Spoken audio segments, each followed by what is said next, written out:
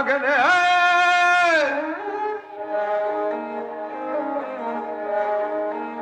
उजराना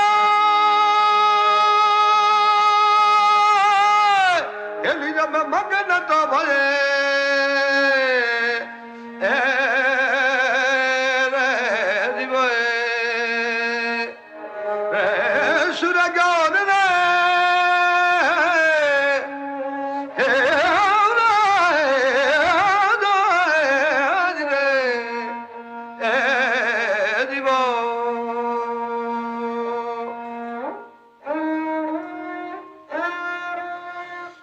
घरी की सिर तिलक चलत गए जगत चाल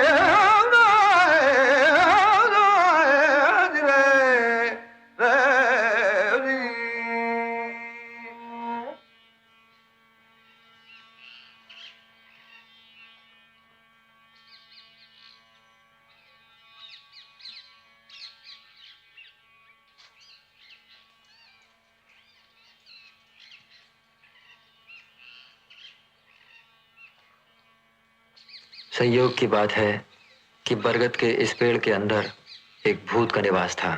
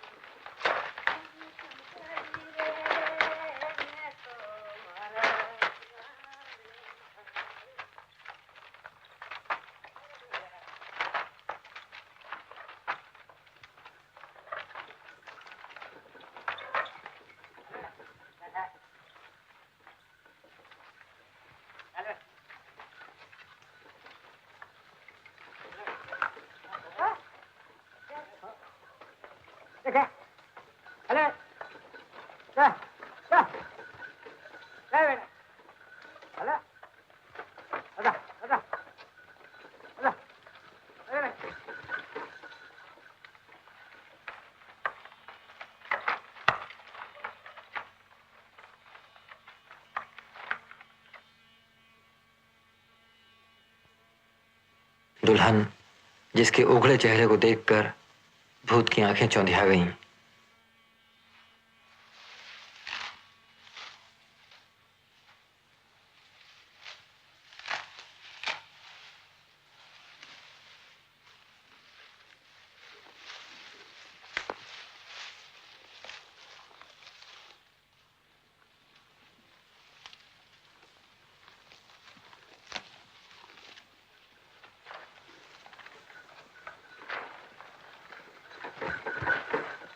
दुल्हन के शरीर में प्रवेश करने का दुर्विचार आते ही भूत को अचानक दया भाव का अनुभव हुआ। उसके मन में ऐसी उलझन तो पहले कभी नहीं उभरी। बैलगाड़ियों के ओझल होते ही वह मूर्छित हो गया और उधर बैलगाड़ी में बैठे दूल्हे के मन में भी उलझन कम नहीं थी। विवाह के खर्चे का हिसाब नहीं बैठा। बही खाते का सुख ही तो सबसे बड़ा सुख है। कुदरत के हिसाब में भूल की कोई गुंजाइश नहीं, तो फिर बनिए कि बही में कैसे चल सकती है।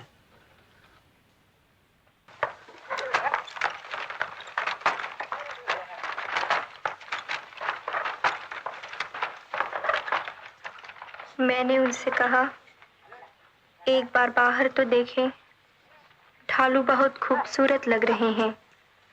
नीचे उतरकर 2-3 अंजलि ढालू मेरे लिए ला दें। ढालू तो निपट गवारों की पसंद है। ढालू की ख्वाहिश तुम्हें हुई कैसे? इच्छा हो तो गांठ खोलकर छुहारे खा लो, नारियल खा लो। आप न जाना चाहे तो मैं तोड़ लाऊं। इन कुत्ते ढालुओं की घर पहुंचने के बाद बात भी मत करना, लोग हंसेंगे। हंसने दो। दुल्हन तो इतना कहकर अविलंब बैलगाड़ी से बाहर आ गई।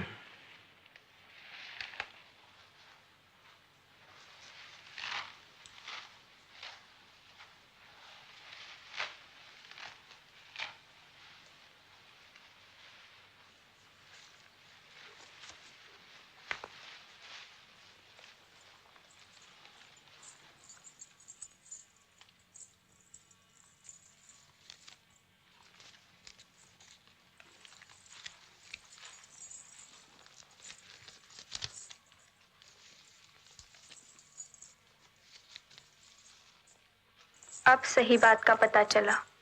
पिताजी के डर के मारे अब तक हिसाब में उलझे हुए हैं।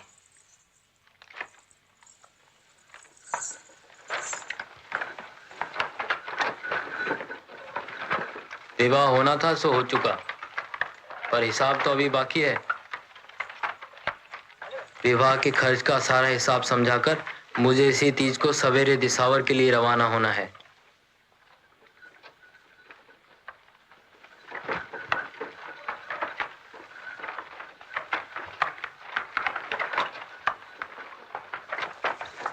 शायद तुम्हें मालूम नहीं, लेकिन ऐसा अच्छा मुहूर्त अगले 7 वर्षों में फिर नहीं आएगा।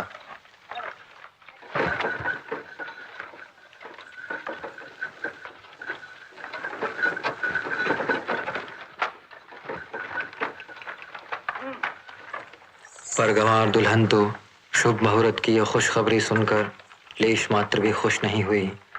बात सुनते ही ढालुओं का स्वाद बिगड़ गया। कलेजे पर मर्मांतक आघात लगा। यह क्या अनहोनी बात सुनी, यकायक विश्वास नहीं हुआ। मैंने तो पहले ही कह दिया था, ये ढालू तो गंवारों की चीज है। बड़े आदमियों को अच्छे नहीं लगते।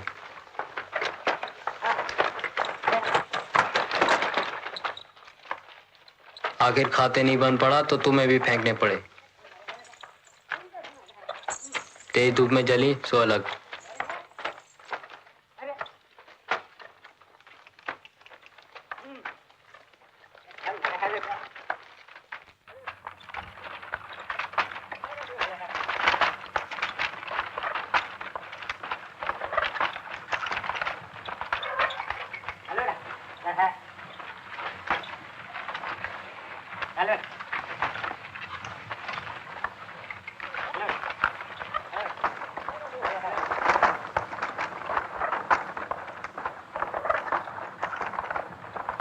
दुल्हन ने कुछ जवाब नहीं दिया। बैलगाड़ी के अंदर जैसे बंद चुपचाप बैठी पीहर की बातें सोचने लगी। माँ बाप का वियोग सहा, सहेलियों का साथ, भाई भतीजे, तालाब का किनारा, गीत, गुड्डा गुड्डी, छुरनी, आंख मिचौनी,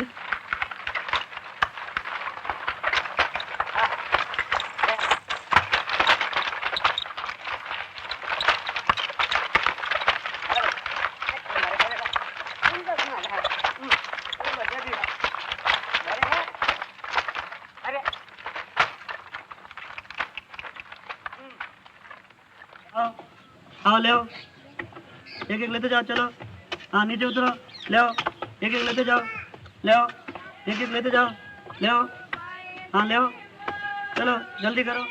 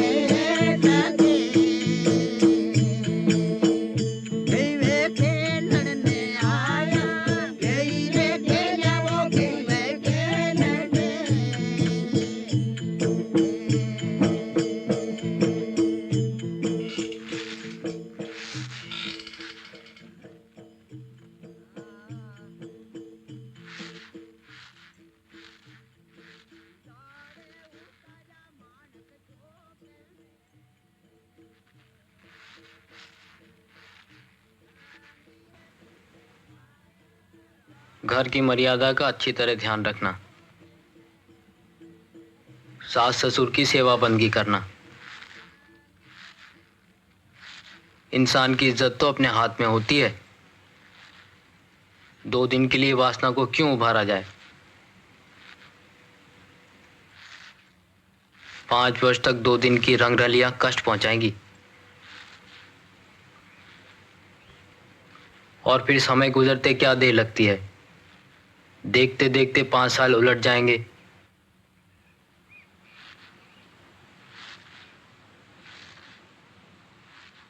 फिर किस बात की कमी?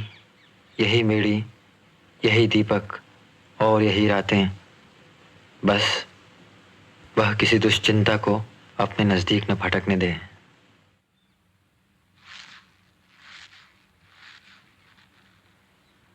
आंख झपकने के साथ ही 5 साल बीत जाएंगे।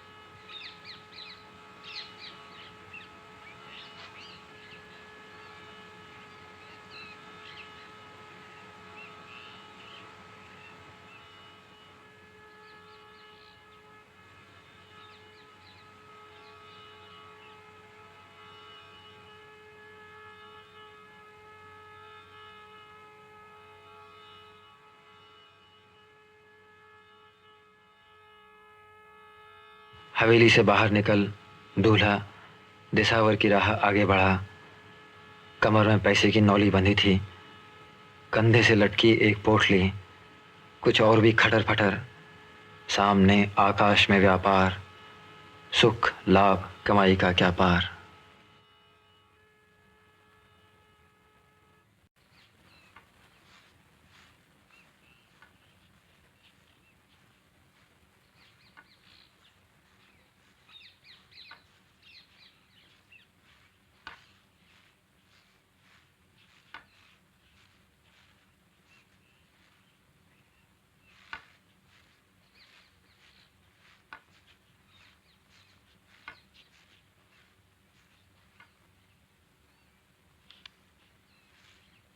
बरगद के उसी पेड़ के अंदर छुपे भूत ने सेठ के लड़के को तुरंत पहचान लिया। युवक का रूप धरकर उसका अभिवादन किया। भैया, अभी तो कंकन डोरे भी नहीं खुले, इतनी जल्दी कहाँ जा रहे हो? कंकन डोरे दिसावर में नहीं खुल सकते क्या? 5 साल तक दिसावर में जमकर व्यापार करना है। यदि यह मुहूर्त चूक जाता तो अगले 7 वर्षों तक ऐसा सहयोग नहीं मिलता। भूत ने लड़के की बोली, चाल व उसके स्वभाव की जानकारी प्राप्त करते हुए मन ही मन सोचा कि यदि सेठ के पुत्र का हूबहू रूप धरकर वह सवेरे ही हवेली में घुस जाए तो 5 साल तक कोई पूछने वाला नहीं, दुल्हन तक उसे पहचान नहीं पाएगी।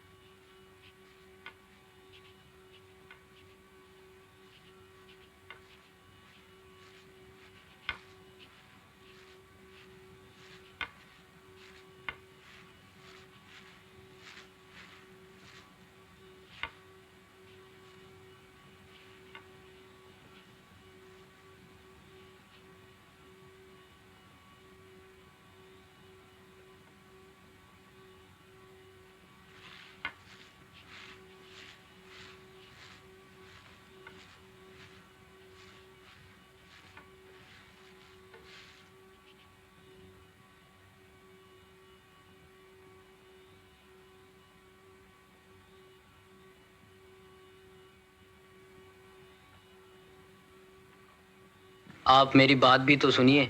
मुझे रास्ते में समाधि लगे एक महात्मा के दर्शन हुए। सारी देह पर दीमक चिपकी हुई थी। मैंने सावधानी से दीमक उतारी, स्नान कराया, खाना खिलाया। तब महात्मा ने खुश होकर मुझे वरदान दिया। सवेरे पलंग से नीचे उतरते ही मुझे 5 मोहरें हमेशा मिलती रहेंगी। दिसावर जाने से वरदान नहीं फलेगा। अब आप जो भी आज्ञा देंगे मानने के लिए तैयार हूं।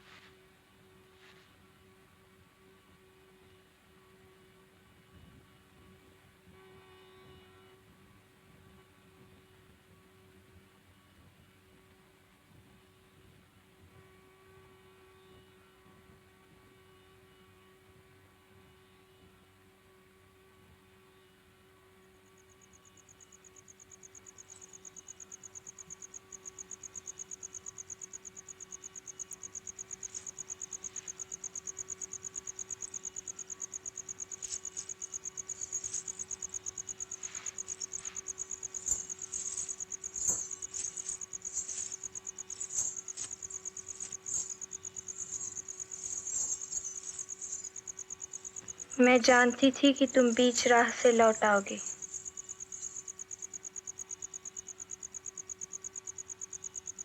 मालूम नहीं तुम्हारी बात सच हुई या नहीं। पहले पता तो कर लो, मैं कोई दूसरा तो नहीं हूं। शायद तुम्हारे पति का रूप धरकर कोई और कहीं तुम्हें छलने तो नहीं आया है।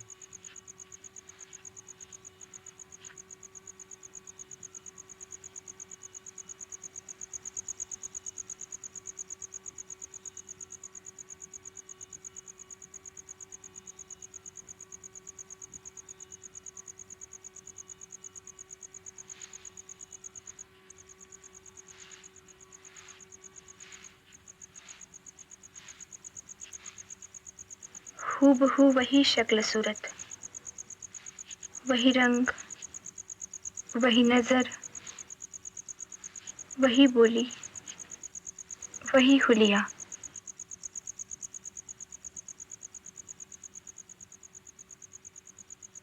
उसके बाद भूत ने जो सही बात थी विस्तार पूर्वक बता दी कि उस बरगद के नीचे उघड़ा हुआ रूप देखकर वह कैसे मूर्छित हुआ, कब होश आया, दिसावर जाते हुए पति से क्या बातचीत की, उसका रूप धरकर कैसे हवेली आने का साहस जुटाया, महात्मा का वरदान किस प्रकार रचाया, आंधी तूफान की बात भी उसने पूरी तरह बताई।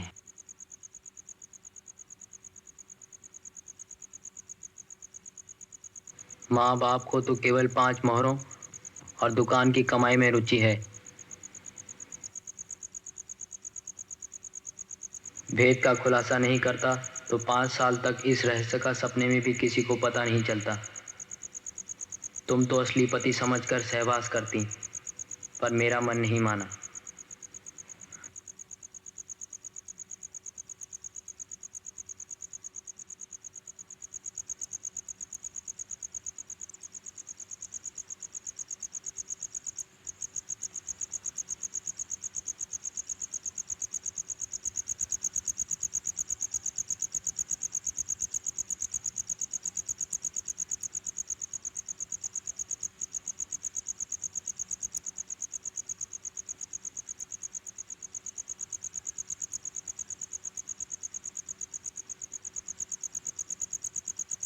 अब जो भी तुम्हारी इच्छा सो बताओ। भूत होकर भी मैंने कोई बात नहीं छिपाई। अब भी यह बात मेरे समझ में नहीं आई कि यह भेद प्रकट करने से ठीक रहा या न प्रकट होने से ठीक रहता। कभी तो एक बात अच्छी लगती है, कभी दूसरी।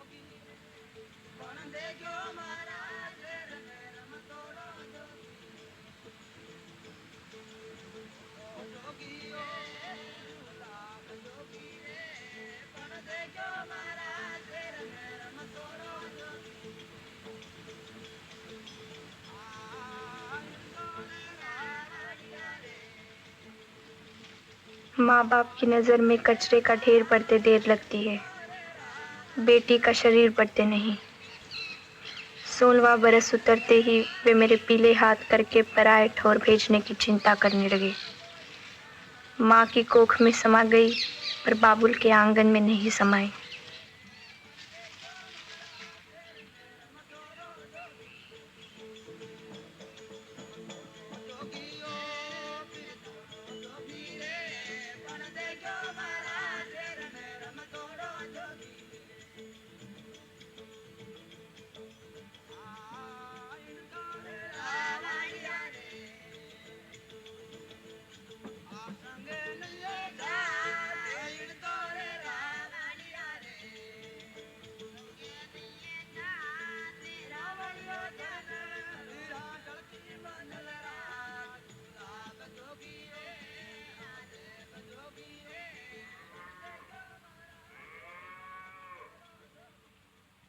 व्यापार में डूबा पति जबरन रवाना हुआ तो वह मेरे वश की बात नहीं थी। न भूत की इस आकस्मिक प्रीत के सामने वश चला।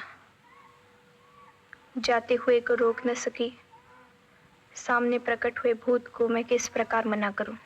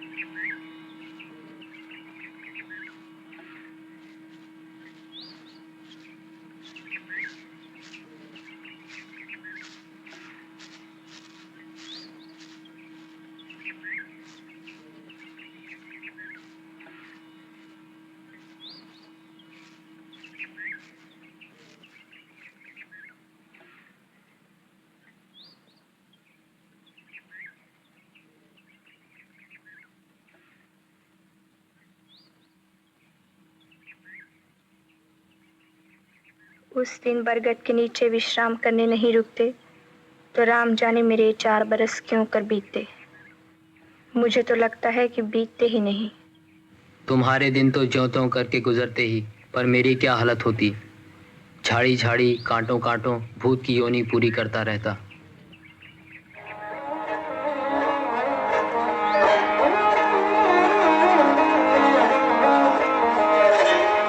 चिगे चिगे करे चिड़िया बोला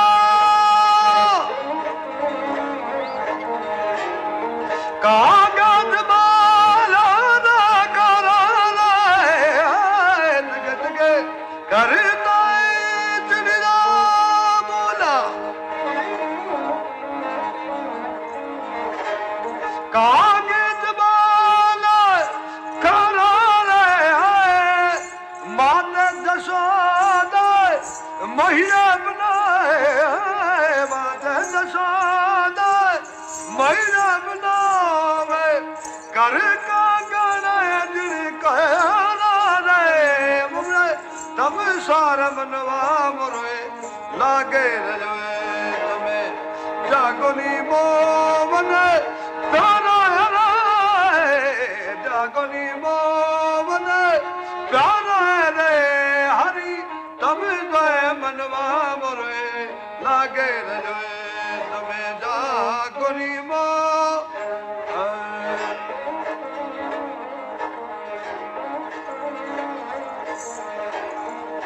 कईने कहे गले बंधन छूटा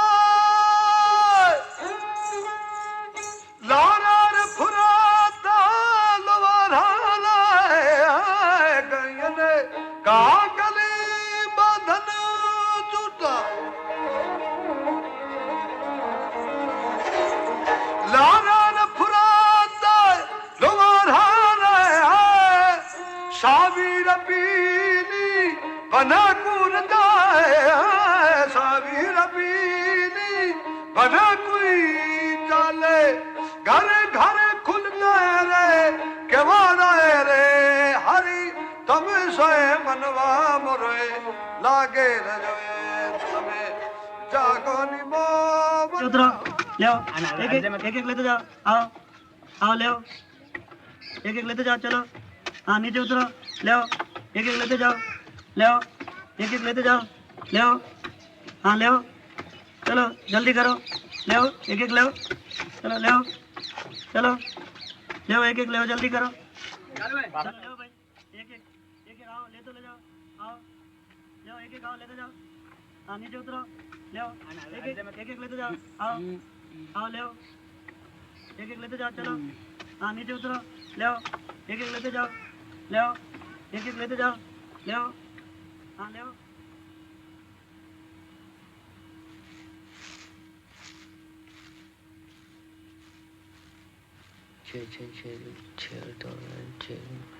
बीस 24 24 26 3 और 3 हाथ लगा एक 10 10 5 15 15 15 3 18 18 से 2 गए 20 23 4 20 30 40 109 109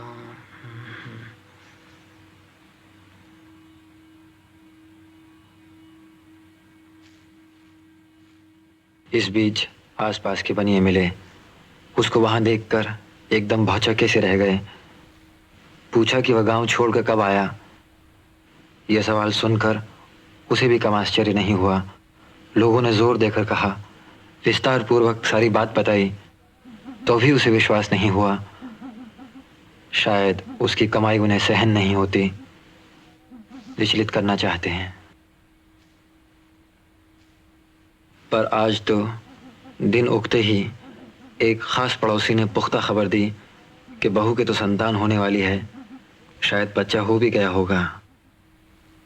यदि ऐसी बात होती तो घर वाले जरूर मुझे समाचार पहुंचाते। मैंने खुद 5-7 पत्र दिए, वापस एक का भी जवाब नहीं मिला। वाह, तुम भी अजीब हो। जरा सोचो तो, घर वाले तुम्हें क्यों समाचार पहुंचाएं, किसे पहुंचाएं?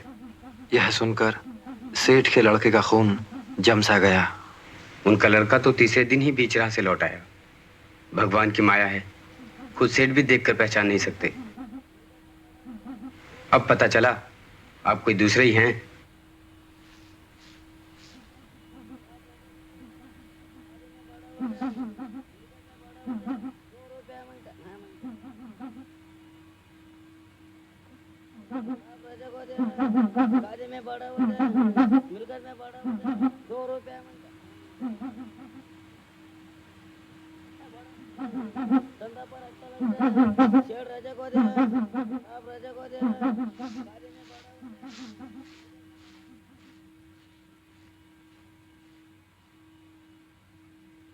भला मैं दूसरा कैसे हुआ?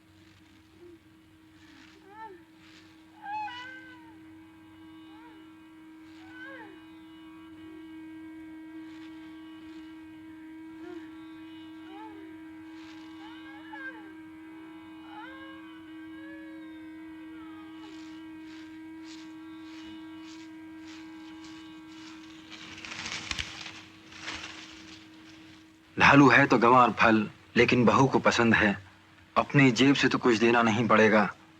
ऐसा समझकर सेठ के लड़के ने 2-3 अंजलि ढालू कपड़े में बांध लिए।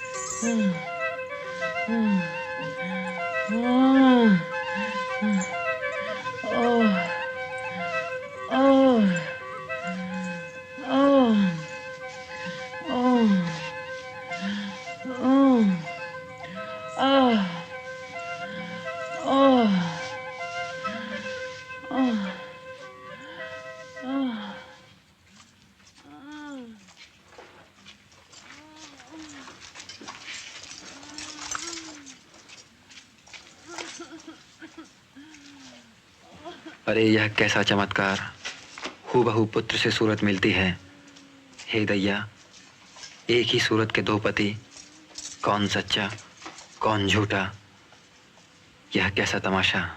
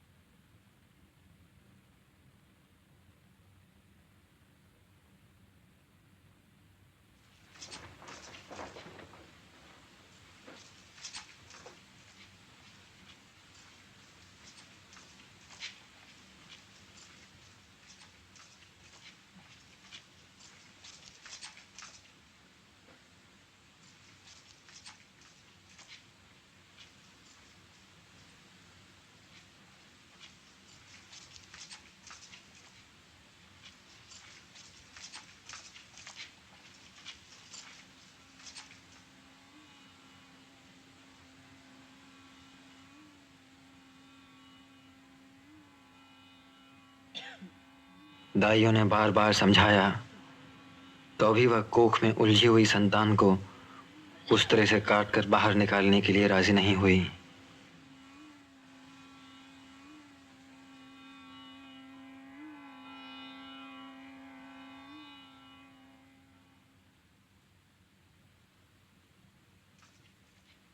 तू है कौन? मेरा लड़का तो तीसरे दिन ही वापस लौट आया। यहाँ तेरी एक भी बदमाशी पार नहीं पड़ेगी। मैं तो 4 बरस से दिसावर में था, फिर बहू के गर्भ रहा तो रहा ही कैसे।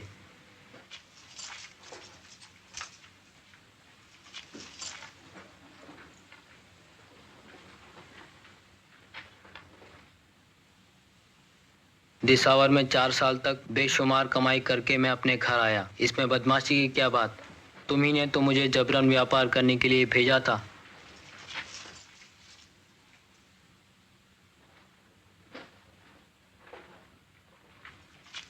माँ,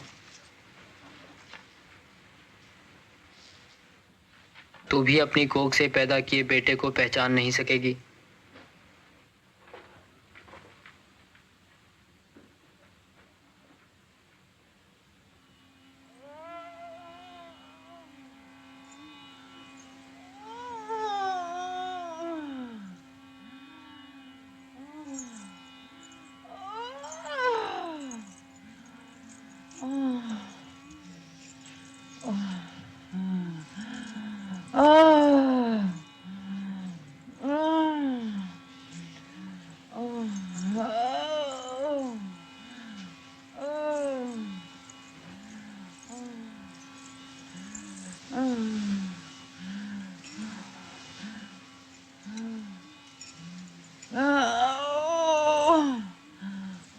ये 4 बरस तो स्वप्न थे, ओझल हो गए।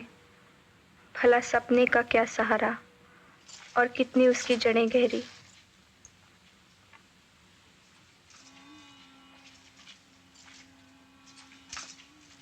बहू को उस दिन के ढालों की बात तो पूछो, वो सारा किस्सा बता देगी।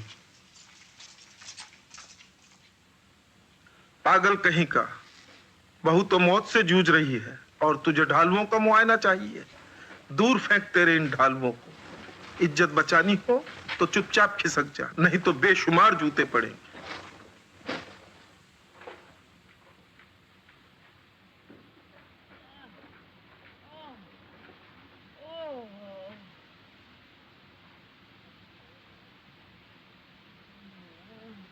नहीं चाहिए मुझे ऐसी कमाई। तू मुझे कमाई का क्या लोभ दिखा रहा है? आया उसी मार्ग वापस चला जा, नहीं तो बुरी बीतेगी।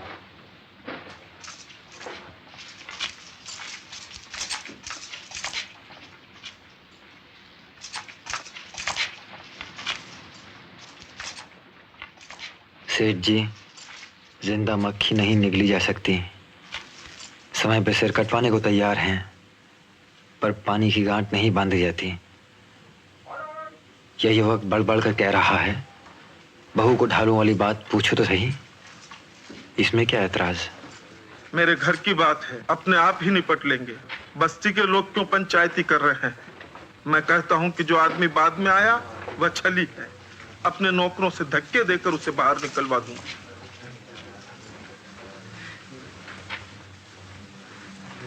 पिताजी, आप ये क्या पागलपन कर रहे हैं? आप जिस तरह चाहें पूरी छानबीन कर लें, यह तो सरासर अन्याय है।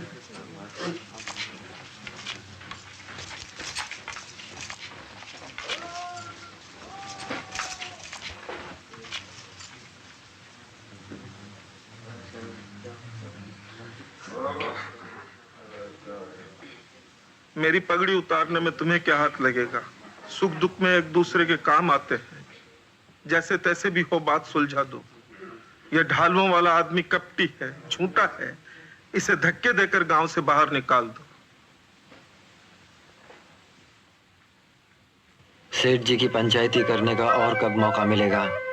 बस्ती के लोग अड़ गए, बोले सच्ची बात का फैसला होना चाहिए, अपराधी को दंड मिले। दो पतियों का रिवाज चल निकला तो कैसे पार पड़ेगी? अमीरों के लिए तो कुछ नहीं, गरीबों का जीना हराम हो जाएगा।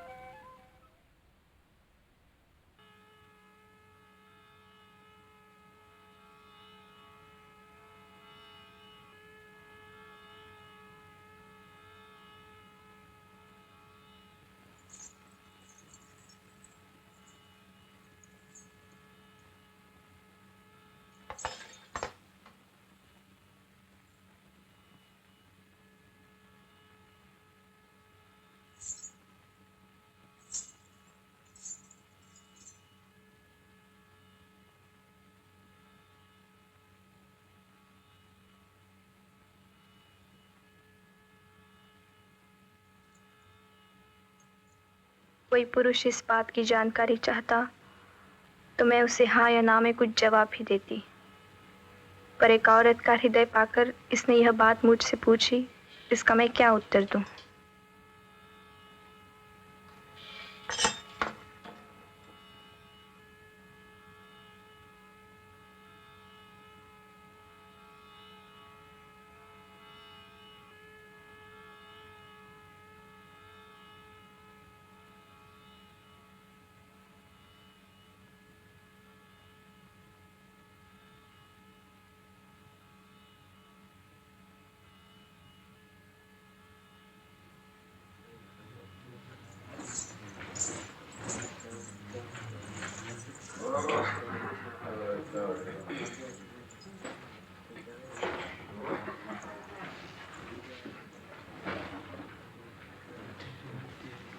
भला ऐसी बातों में औरतें कब सच बोलने लगी। यह न्याय राजा जी के बिना नहीं हो सकता। कोई दूसरा इसमें पंचायती करेगा तो सारी बस्ती आफत में फंस जाएगी। इन दोनों को एक बार राजा जी के हवाले कर दो, फिर राजा जी जाने और सेठ जी जाने।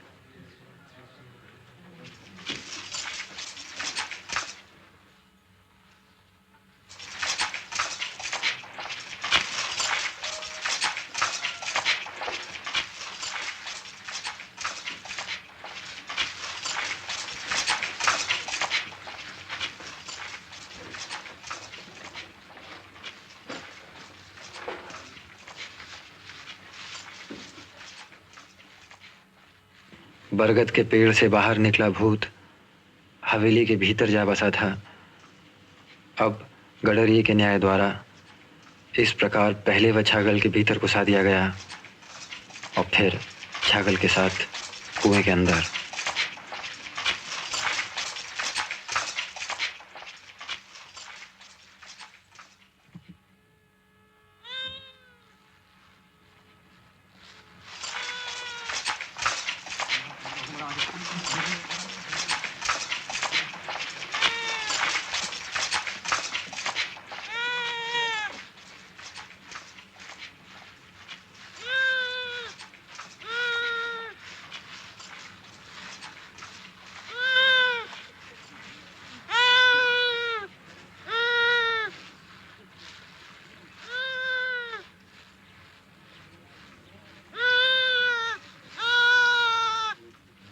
भैया, न्याय तो राम जाने क्या हो, पर तू अच्छी तरह जानता है कि मैं सेठ जी का असली बेटा हूँ, सच्चा पति हूँ। किंतु तू कौन है यह तो बता। मैं औरतों की चमड़ी के भीतर का सूक्ष्म तत्व हूँ, उनके प्रेम का अधिकारी हूँ। व्यापार और कमाई से कहीं ज्यादा मुझे मोह और प्रीत की लालसा है। दूसरी बकवास से मतलब नहीं, साफ साफ बता कि पावन बेदी तूने उसका हाथ पकड़ा था क्या? कोरे मोरे हाथ पकड़ने से क्या होता है? पावन बेदी की दुहाई सारी उम्र नहीं चलती।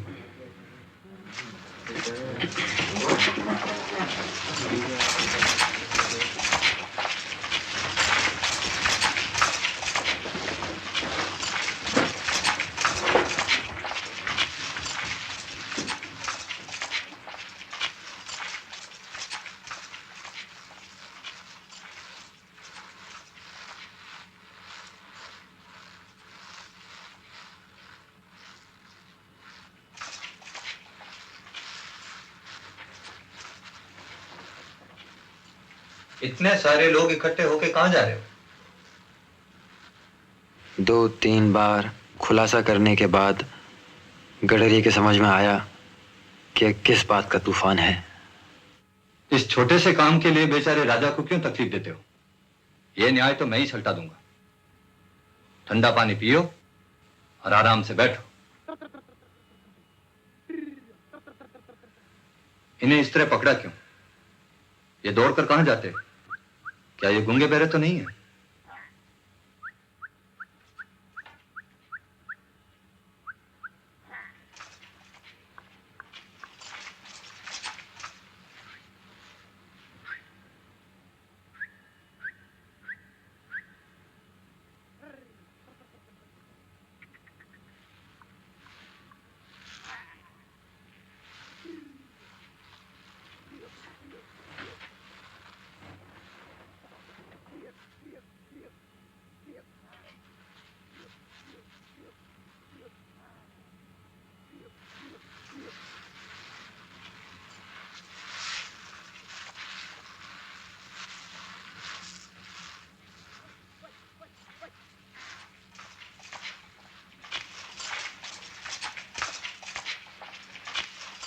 अरे भले आदमियों, दोनों में एक तो झूठा है ही, फिर इतनी तकलीफ क्यों उठाई?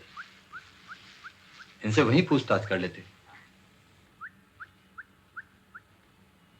समझ गया, सब समझ गया। ये बोलना तो जानते हैं, साथ ही झूठ बोलना भी सीख गए। पर कोई बात नहीं, पेट में उलझा हुआ सांस अभी बाहर निकाल दूंगा।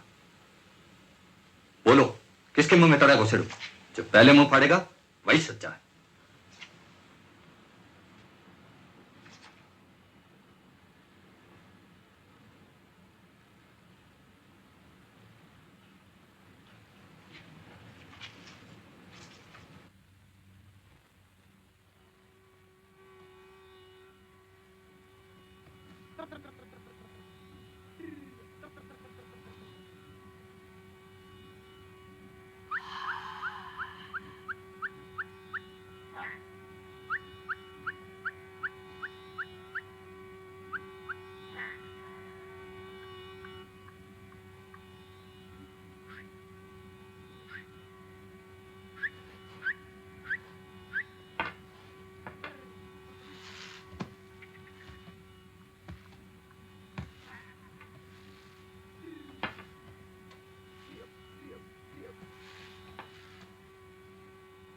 वाह रे पट्टे, शाबाश। तुझ जैसे सच बोलने वाले को इन मूर्ख लोगों ने कितना हैरान किया। पर एक आध परीक्षा और लूंगा, बहम की थोड़ी गुंजाइश भी क्यों रहे।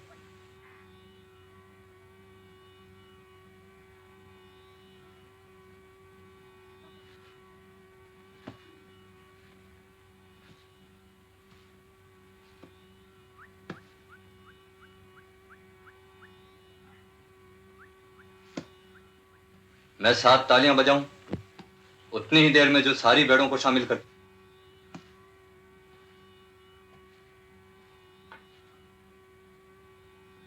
उस खेजड़ी के चारों ओर खड़ी कर देगा वही सच्चा है।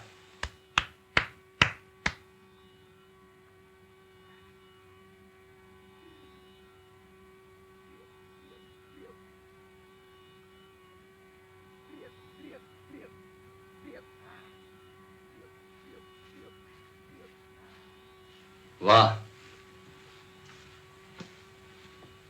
क्या कहना है। सच्चे पति के सिवा इतना हौसला किसका हो सकता है।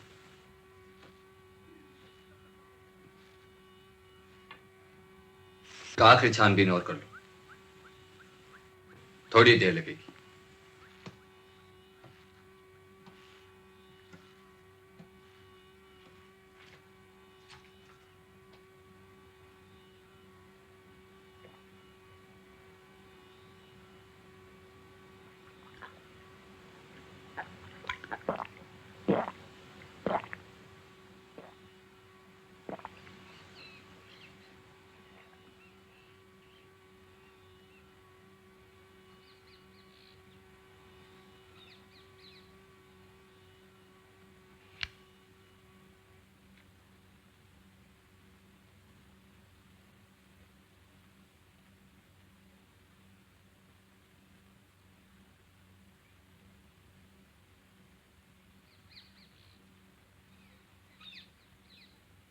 सात चुटकियों के साथ ही जो आदमी इस छागल के भीतर घुस जाएगा वही सच्चा स्वामी है।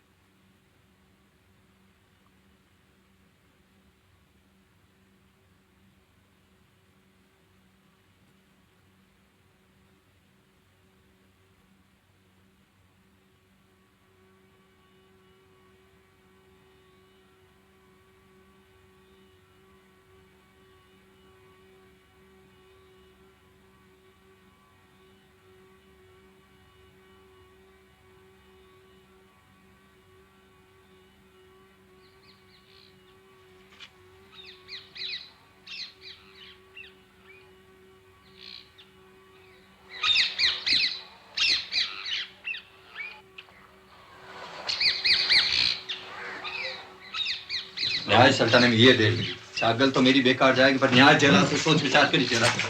चलो साथ चलते हैं, लोगों को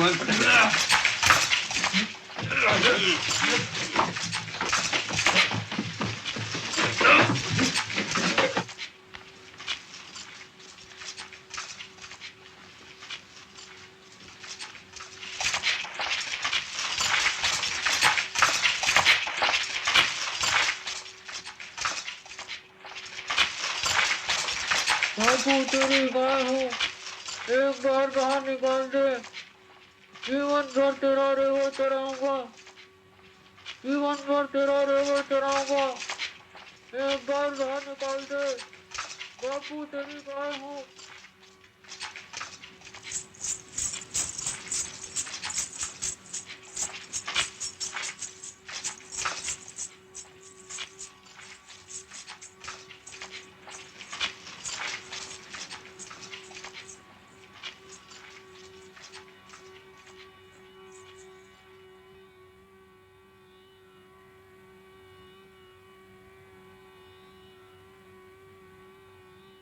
बापू तेरी गाय हूँ, एक बार बाहर निकाल दे, जीवन भर तेरा रेवड़ चराऊंगा, जीवन भर तेरा रेवड़ चराऊंगा, एक बार बाहर निकाल दे।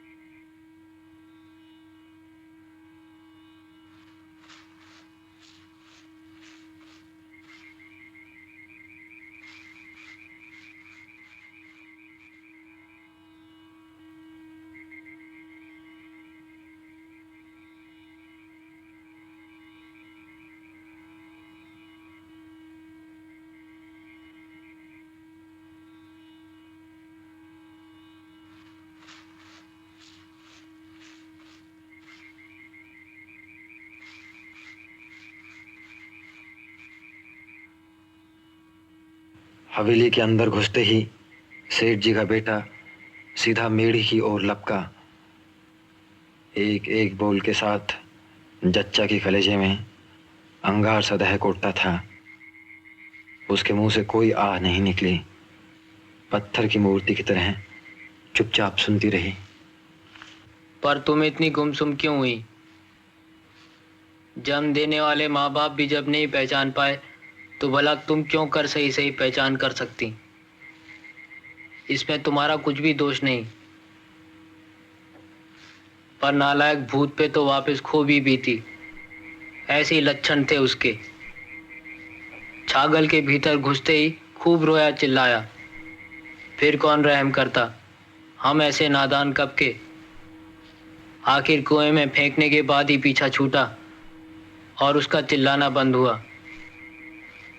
दुष्ट हरामी कहीं का। आखिर छल का मजा चखा ही दिया।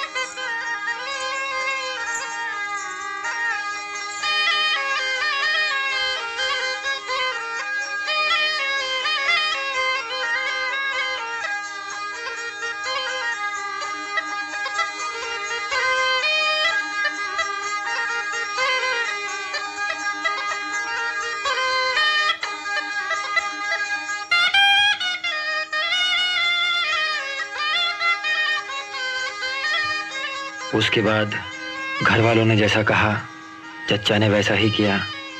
कभी किसी बात के लिए जाने अनजाने विरोध प्रकट नहीं किया। सास ने चच्चा की खातिर जितनी तरह के लड्डू बनाए उसने चुपचाप गले उतारे।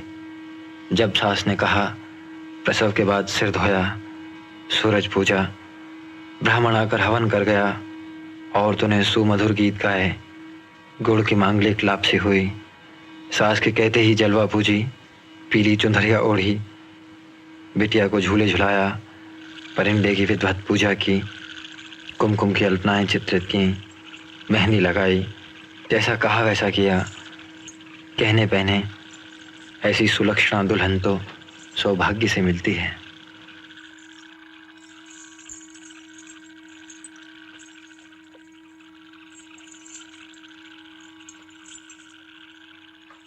जल पूजन की शुभ रात्रि के झीने अंधियारे में जच्चा झांझर की कुड़न ध्वनि चितराती हुई बेड़ी की सीढ़ियां चढ़ने लगी। गोदी में बच्ची थी, स्तनों में दूध, आंखें सूनी, हृदय सूना, माथे में जैसे अगणित भौरे गुंजार कर रहे हों।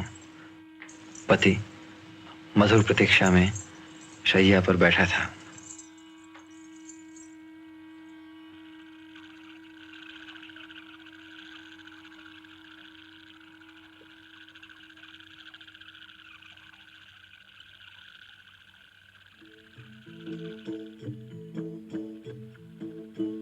Voy a parte,